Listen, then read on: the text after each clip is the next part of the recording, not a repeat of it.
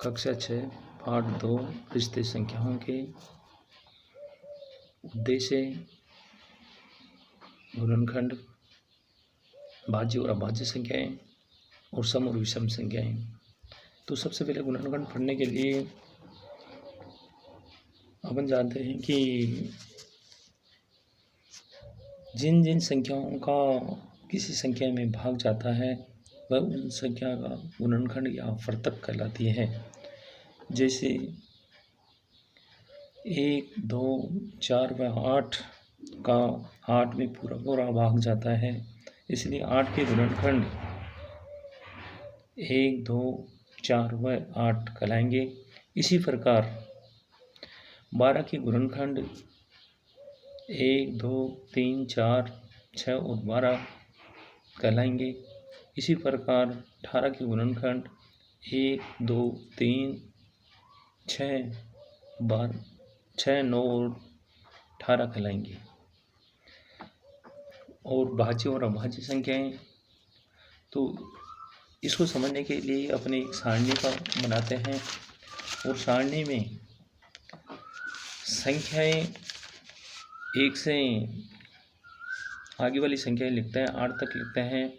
तो 1 के गुणनखंड केवल 1 प्राप्त होता है, 2 के गुणनखंड 1 और 2 प्राप्त होते हैं, 3 के गुणनखंड 1 और 3 प्राप्त होते हैं, 4 के गुणनखंड 1, 2 और 4 प्राप्त होते हैं, 5 के गुणनखंड 1 और 5 प्राप्त होते हैं, 6 के गुणनखंड 1, 2, 3 और 6 प्राप्त होते हैं।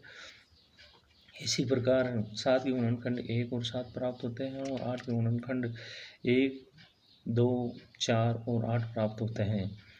तो जिन संख्याओं के गुणनखंड 1 से अधिक हो, यानी एक ही ऐसी संख्या है जिसका केवल एक गुणनखंड है, अतः एक न तो भाज्य संख्या है न अभाज्य संख्या है। 2 जिसके 2 गुणनखंड हैं, 3 के भी 2 गुणनखंड हैं, 5 के भी 2 गुणनखंड हैं, 7 के भी 2 गुणनखंड हैं। इसी प्रकार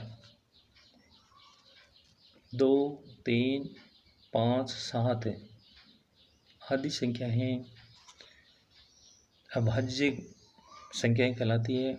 और ऐसी संख्याएं जिसके 2 से अधिक गुणनखंड होते हैं, जैसे संख्याएं 4 जिसके 1, 2 और 4 3 गुणनखंड हुए। इसी प्रकार संख्या 6 1, 3 और 6 3 गुणनखंड हुए। इसी प्रकार संख्या 8 1, 2, 4 और 8 4 गुणनखंड हुए। तो ये सभी संख्याएं जिसके 2 से अधिक गुणनखंड बनते हैं, तो वे सभी संख्याएं भाज्य संख्याएं कहलाती है। सम और विषम संख्याओं का प्रश्न है, तो वैसी संख्याएं जिसमें 2 का पूरा पूरा भाग जाता है सम संख्याएं कहलाती हैं। जैसे 2, 4, 6, 8 या 2 के गुणज सभी संख्याएं सम संख्या कहलाती है। और ऐसी सभी संख्याएं जिनमें 2 का पूरा पूरा भाग नहीं जाता, जैसे 3, 5, 7, 9, 11 इत्यादि, वे सभी संख्याएं विषम संख्याएं कहलाती हैं।